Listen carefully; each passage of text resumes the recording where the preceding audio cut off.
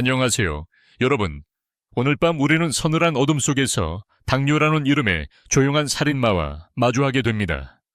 아마도 당신은 살아남지 못할 수도 있습니다. 이 말이 너무 과격하게 들릴지 모르겠지만 저는 40년간 수천 명의 환자들이 당뇨로 인해 다리를 잃고 시력을 잃고 결국 생명을 잃는 모습을 지켜봤습니다. 그들의 비명소리가 아직도 귓가에 생생하게 남아 있습니다. 오늘 이 시간, 저는 여러분의 건강을 지키기 위한 가장 현실적이고 때로는 불편할 수 있는 진실을 나누려 합니다. 그럼 편안하게 앉기 전에 잠시 시간을 내어 영상을 좋아요하고 구독해주세요. 단, 제가 하는 일을 진짜 좋아하신다면요. 그리고 지금 이 영상을 어디서 몇 시에 보고 계신지 댓글로 남겨주세요. 여러분의 위치와 현재 시간을 공유해주시면 우리가 얼마나 넓은 곳에서 함께하고 있는지 실감할 수 있을 거예요.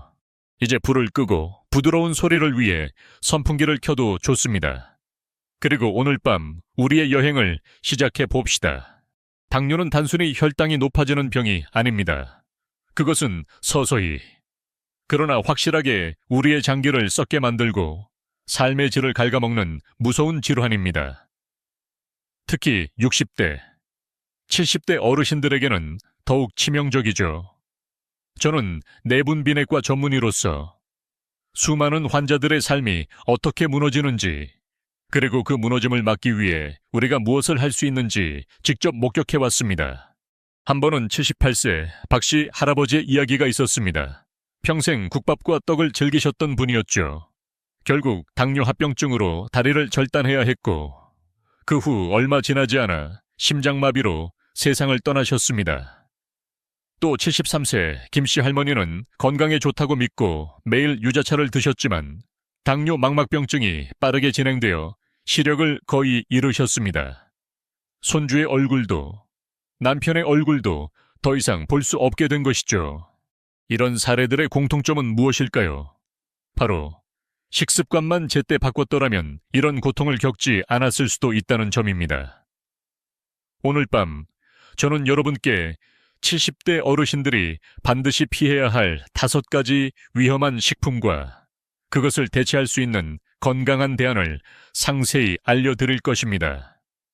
그리고 이 모든 이야기는 저의 40년 임상 경험에서 비롯된 실제 환자들의 변화와 회복의 기록입니다. 여러분, 익숙한 맛을 위해 소중한 건강을 포기하시겠습니까? 아니면 잠시 불편함을 감수하고 건강한 미래를 얻으시겠습니까? 오늘 밤 그 선택의 순간이 여러분 앞에 있습니다. 그리고 이 여정의 끝에서 여러분은 분명히 더 현명한 선택을 할 수 있을 것입니다. 이제 당뇨의 그림자 아래에서 우리가 마주해야 할 첫 번째 함정으로 조용히 발을 옮겨봅니다. 흰쌀밥, 국밥, 그리고 익숙한 반찬들. 아마 오늘 아침에도 이런 식단으로 하루를 시작하신 분들이 많으실 겁니다. 저 역시 어릴 적 할머니 댁에 가면 늘 하얀 쌀밥에 국을 말아 먹던 기억이 납니다. 그때는 그게 최고의 호사였죠. 하지만 이제는 그 익숙함이 얼마나 위험한 함정이 될 수 있는지 저는 매일 진료실에서 뼈저리게 느낍니다. 70대의 췌장은 이미 수십 년간 인슐린을 만들어내느라 지쳐 있습니다. 마치 오래 달린 후 숨이 턱까지 차오른 사람처럼 여러분의 췌장도 지금은 휴식이 절실한 상태입니다. 그런데도 흰쌀밥, 특히 국에 말아먹는 밥을 계속 드신다면 췌장은 결국 완전히 지쳐 인슐린을 제대로 만들지 못하게 됩니다. 그 결과 혈당은 점점 더 오르고 당뇨는 악화의 길로 접어듭니다. 한 번은 67세 정씨 할아버지가 진료실을 찾으셨습니다. 당뇨 진단을 받고도 밥량만 줄이면 되겠지라는 생각에 여전히 흰쌀밥을 드셨죠. 당화혈색소는 10.2%까지 치솟았고 정상은 5.7% 미만임을 감안하면 매우 위험한 수치였습니다. 결국 발가락 감각이 모두 사라졌고 상처가 나도 전혀 느끼지 못해 병원에 오셨을 때는 이미 상태가 심각했습니다. 하지만 식단을 완전히 바꾸고 흰쌀밥 대신 현미와 보리를 섞은 잡곡밥, 그리고 단백질과 채소의 비중을 늘리자 3개월 만에 당화 혈색소가 771%로 떨어졌고 6개월 후에는 거의 정상에 가까워졌습니다. 발가락 감각도 일부 돌아왔고 약의 용량도 절반으로 줄일 수 있었습니다. 여기서 잠깐 이상한 사실 하나.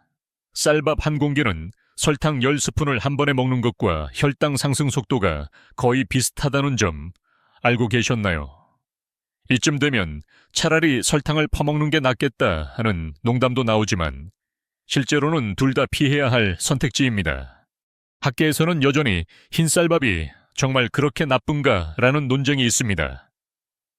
일부 연구자들은 쌀밥이 아시아인의 전통 식단이기 때문에 적응이 되어 있다고 주장하지만 최근 대규모 연구에서는 흰쌀밥 섭취가 당뇨 위험을 명확히 높인다는 결과가 더 우세합니다.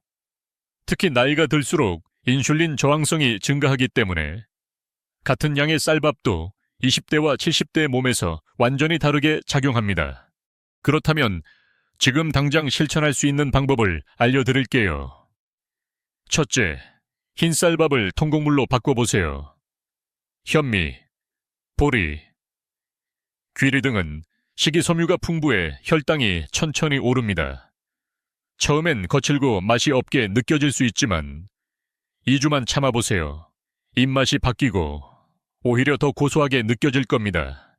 둘째, 접시 분할법을 시도해보세요. 접시의 절반은 채소, 4분의 1은 단백질, 나머지 4분의 1만 통곡물 밥으로 채우는 겁니다.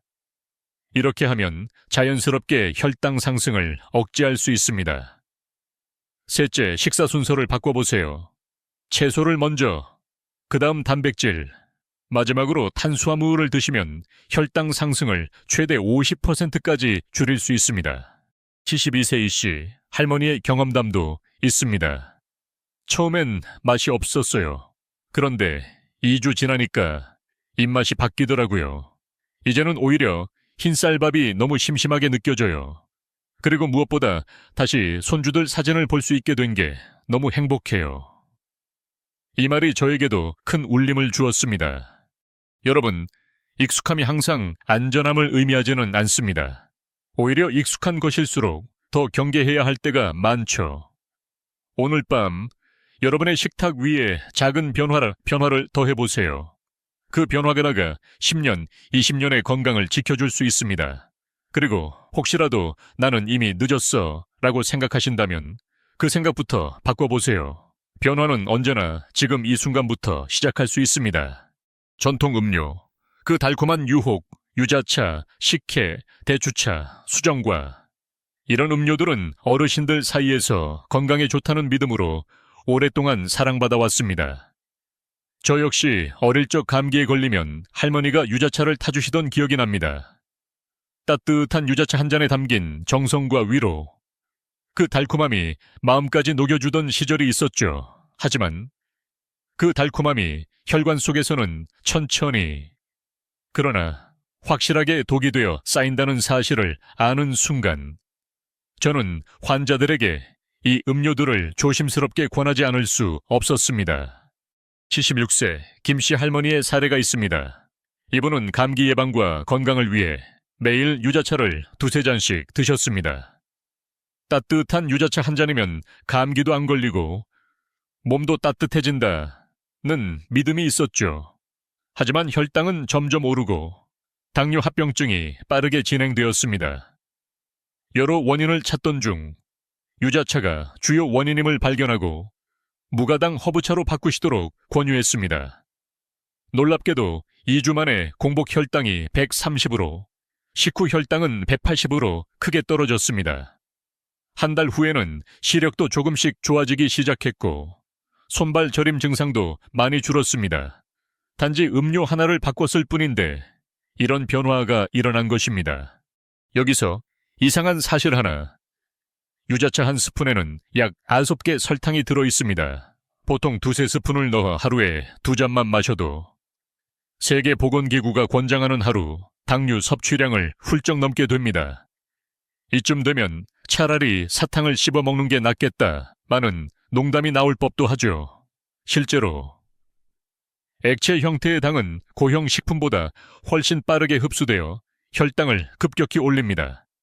마치 혈관에 직접 설탕을 주입하는 것과 비슷한 효과를 내는 셈입니다. 학계에서는 전통 음료가 정말 그렇게 해로운가라는 논쟁이 있습니다. 일부 연구자들은 유자차나 식혜에 들어있는 비타민과 미네랄, 그리고 전통의 효능을 강조하지만 당뇨 환자에게는 그 미미한 이점보다 혈당 상승의 위험이 훨씬 크다는 것이 최근의 중론입니다. 특히 70대 이상에서는 인슐린 저항성이 높아져 같은 양의 당도 훨씬 더 오랫동안 혈관을 괴롭힙니다. 그렇다면 우리가 즐기던 음료를 모두 포기해야 할까요? 다행히도 그렇지 않습니다. 무가당 생강차는 혈당을 낮추는 효과가 있다는 연구 결과가 있습니다. 생강을 얇게 썰어 끓인 물에 우려내면 은은한 향과 함께 따뜻함을 느낄 수 있습니다. 계피차도 훌륭한 대안입니다. 계피는 인슐린 민감도를 높여주고 하루 한 잔만으로도 혈당 관리에 도움이 됩니다.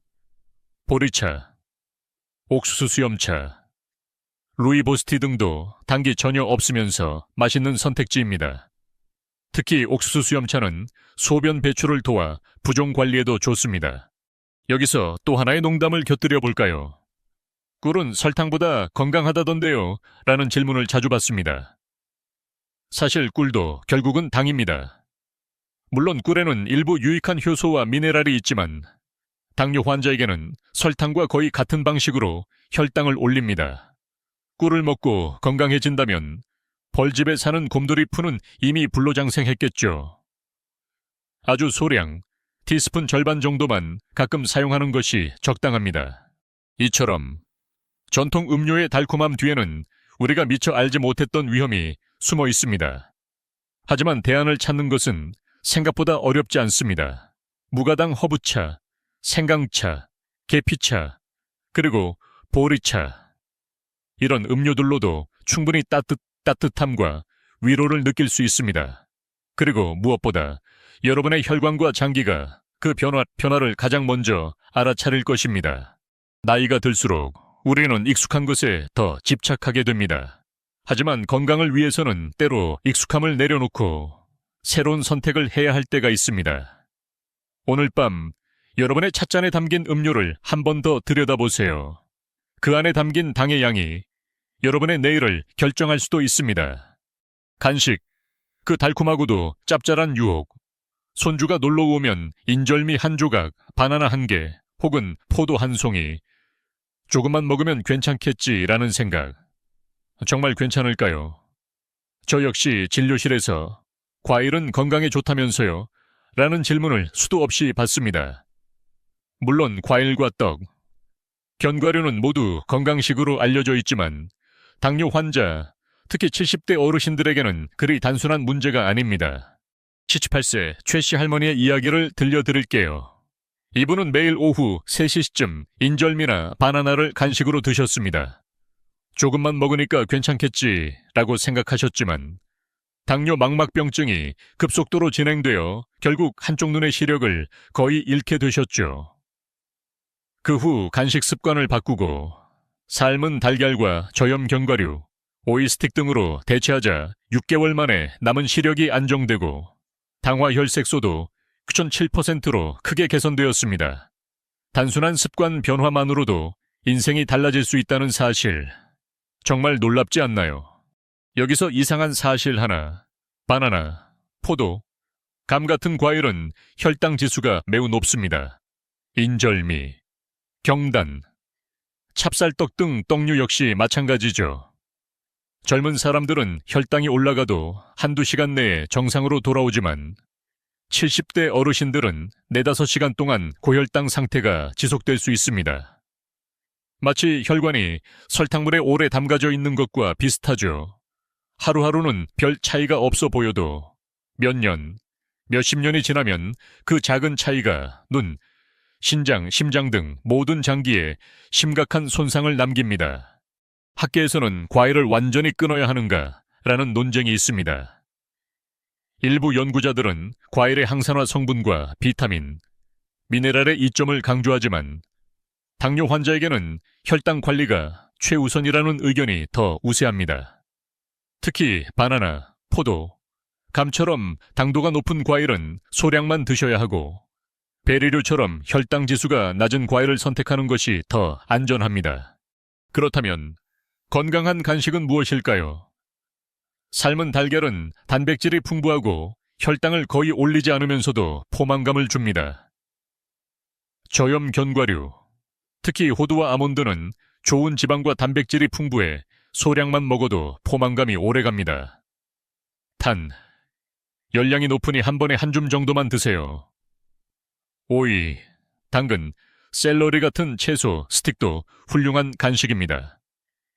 식이섬유가 풍부해 혈당 상승이 거의 없고 저지방 요구르트 소스와 함께 먹으면 맛도 좋습니다.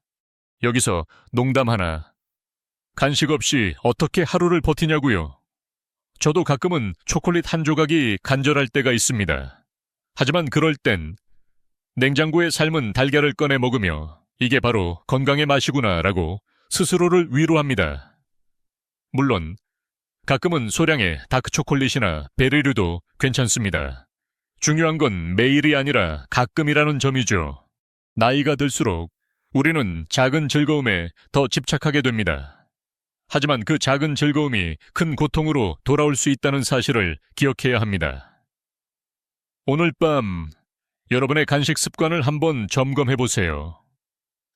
손주와 함께 먹는 인절미 대신 삶은 달걀이나 오이 스틱을 나눠보는 건 어떨까요?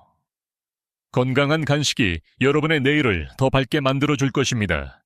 그리고 혹시 나는 이미 너무 늦었어 라고 생각하신다면 그 생각부터 바꿔보세요.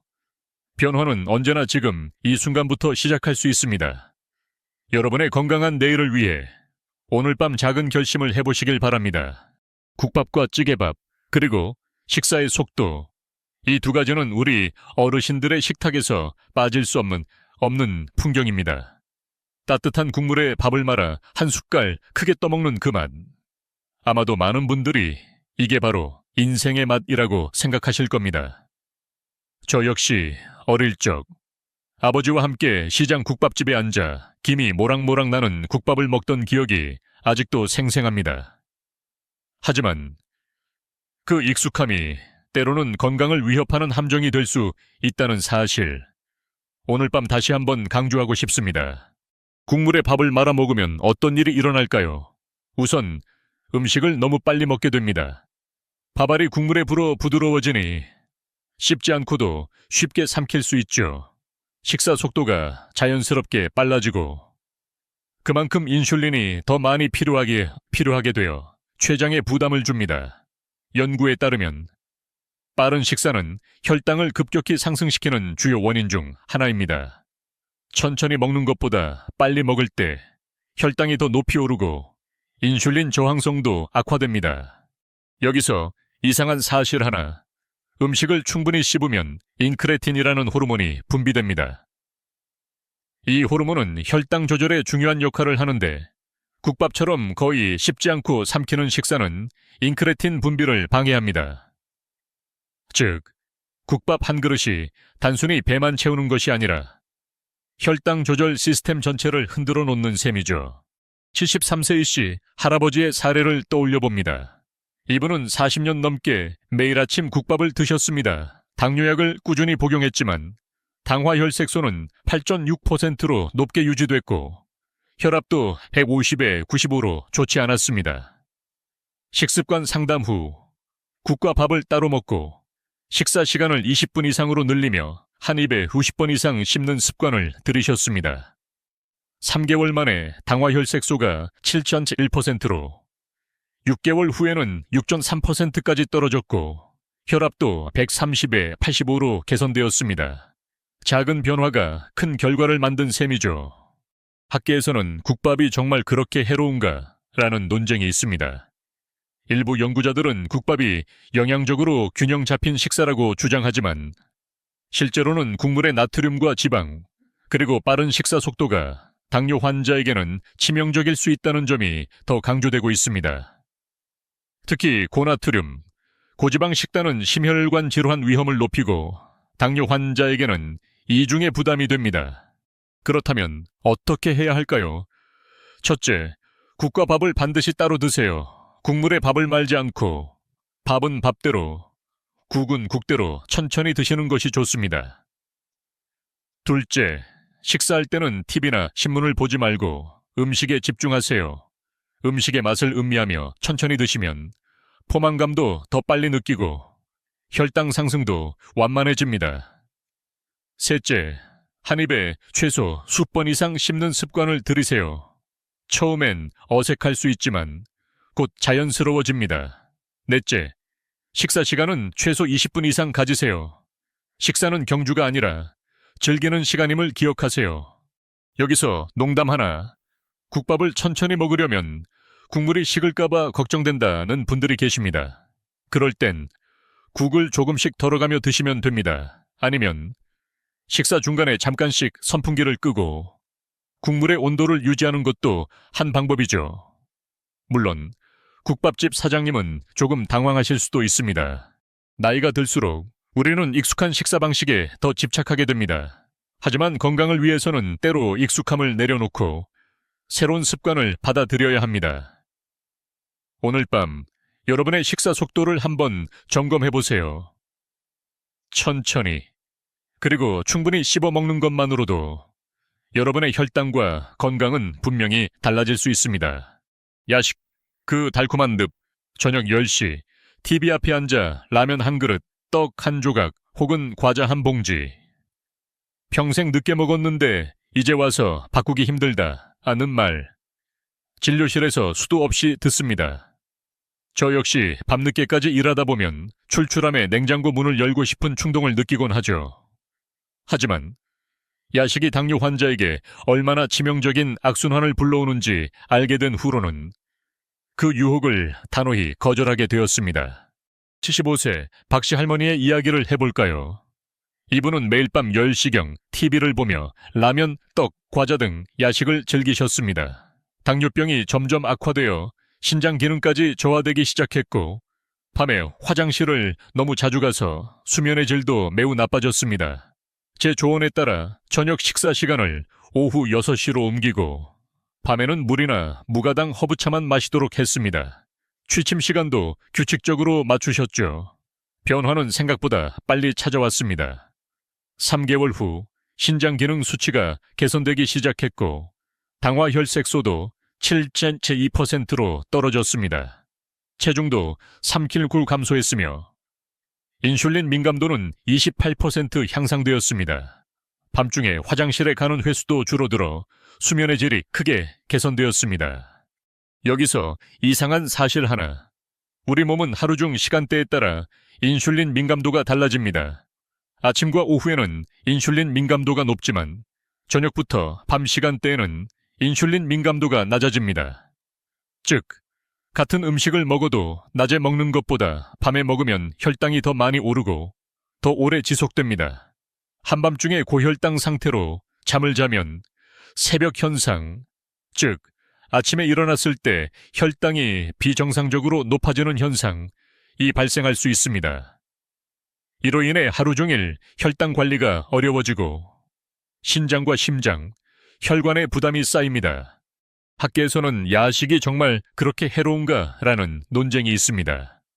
일부 연구자들은 소량의 야식이 스트레스를 줄이고 수면을 돕는다고 주장하지만 당뇨 환자에게는 혈당 관리가 최우선이라는 점에서 야식의 해로움이 더 강조됩니다. 특히 야식으로 인한 수면 부족은 인슐린 저항성을 높여 당뇨를 악화시키는 악순환을 만듭니다. 그렇다면 어떻게 해야 할까요? 첫째, 저녁 식사는 가능하면 오후 6시에서 17시 사이에 마치세요. 이렇게 하면 잠자리에 들기 전에 음식이 충분히 소화될 시간이 있습니다. 둘째, 저녁은 단백질 위주로 가볍게 드세요. 채소와 단백질이 주가 되고 탄수화물은 적게 드시는 것이 좋습니다. 셋째, 식사 후에는 30분 정도 가볍게 산책하세요. 무리하게 운동할 필요는 없고 집 주변을 천천히 걷는 것만으로도 충분합니다. 넷째, 밤 8시 이후에는 물이나 무가당 허브차 외에는 가능한 아무것도 드시지 마세요. 배가 고프다면 물을 한 잔 마시거나 따뜻한 허브차를 드세요. 대부분의 경우 갈증과 배고픔을 혼동하기 쉽습니다. 다섯째, 규칙적인 취침 시간을 유지하세요. 가능하면 밤 10시에서 11시 사이에 잠자리에 드는 것이 좋습니다. 규칙적인 수면 습관은 혈당 관리에 큰 도움이 됩니다. 여기서 농담 하나.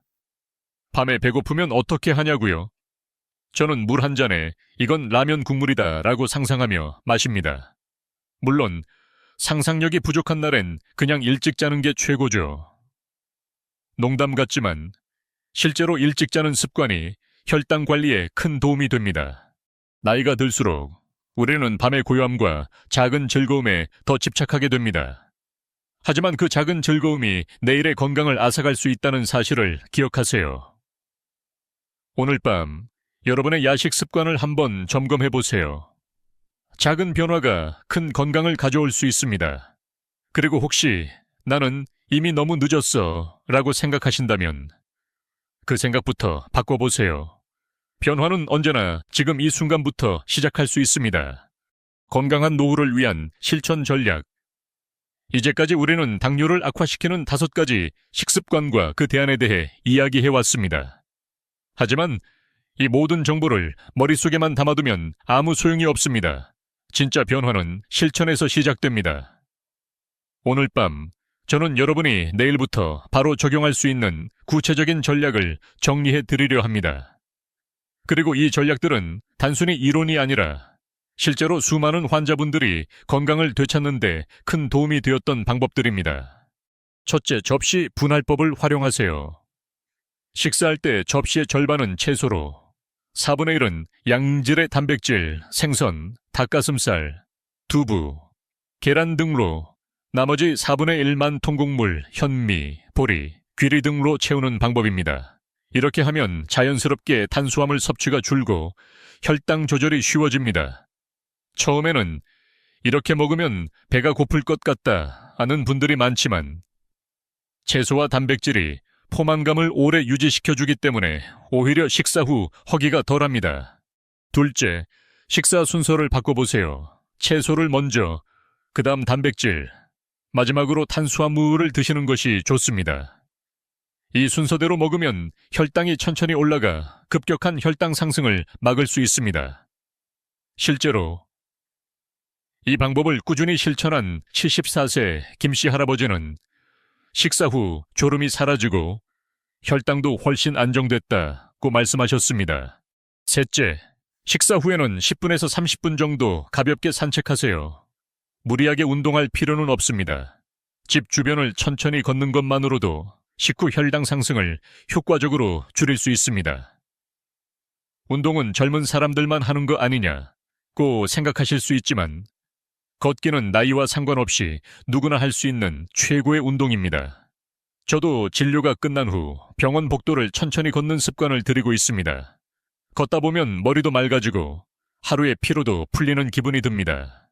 넷째, 혈당 지수가 낮은 식품을 선택하세요. 흰쌀밥 대신 현미나 잡곡밥, 흰빵 대신 통밀빵, 설탕 대신 소량의 과일 등으로 대체하면 혈당 관리에 도움이 됩니다. 현미밥은 너무 거칠어서 못 먹겠다는 분들도 계시지만 2주만 꾸준히 드시면 입맛이 바뀌고 오히려 더 고소하게 느껴질 수 있습니다. 다섯째, 물을 충분히 마셔주세요. 하루에 6, 8잔의 물을 마시는 것이 좋습니다. 물은 우리 몸의 신진대사를 원활하게 해주고 혈당 조절에도 도움이 됩니다. 물을 많이 마시면 화장실을 자주 가야 해서 불편하다는 분들도 있지만 오히려 충분한 수분 섭취가 신장 건강을 지키는 데 더 중요합니다. 여섯째, 규칙적인 식사 시간을 지키세요. 매일 같은 시간에 식사를 하면 우리 몸의 생체 리듬이 안정되고 혈당 관리가 훨씬 수월해집니다. 가끔은 약속 때문에 식사 시간이 어긋난다 해도 최대한 규칙적으로 식사하려는 노력이 중요합니다. 여기서 농담 하나. 접시 분할법을 실천하다 보니 남편이 자꾸 제 채소를 뺏어 먹어요. 이젠 채소를 숨겨두고 먹어야 할 판입니다.